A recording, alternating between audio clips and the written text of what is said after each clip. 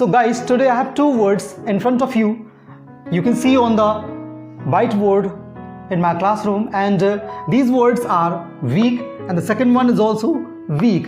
तो सबसे इम्पोर्टेंट बात आपके लिए ये है कि इन दोनों का जो प्रोनाउंसिएशन है वो सेम है.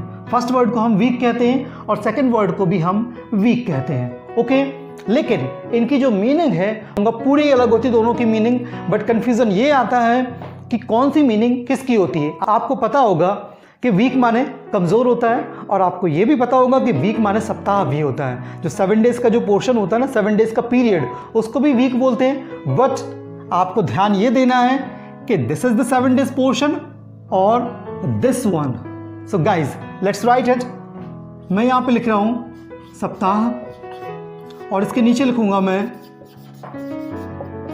कमज़ोर. क्या लिखूंगा? कमज़ोर. ओके, अब मैं इसको मैचिंग करने के लिए कह रहा हूँ आपसे, तो इसको यहाँ से ऐसा मैच कर दीजिए और इसको यहाँ से मैच कर दीजिए. मतलब कि वीक माने जो सप्ताह होता है उसकी स्पेलिंग होती है WEAK और जो वीक माने कमज़ोर होता है उसकी स्पेलिंग होती है WEEK. ये तो हो गया कन्फ्यूज़न वाली बात. बट अगर हम कन्फ्यूज़न क्लियर करने पर आते तो आपको सिर्फ छोटी ट्रिक याद रखनी है. किसी जगह पर एक बंदा है और कहीं पर 2 बंदे हैं, तो ये बताइए कमज़ोर कौन है, 2 या 1? डेफिनेटली आपका आंसर होगा एक बंदा जो है वो कमज़ोर है. तो यहाँ पर भी आप गौर करिए इसकी स्पेलिंग पर WEEK and here it is WEAK.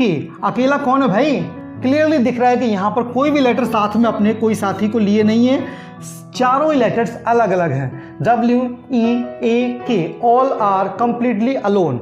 And in this meaning WEEK, E is having a friend. E is having one more E. Okay?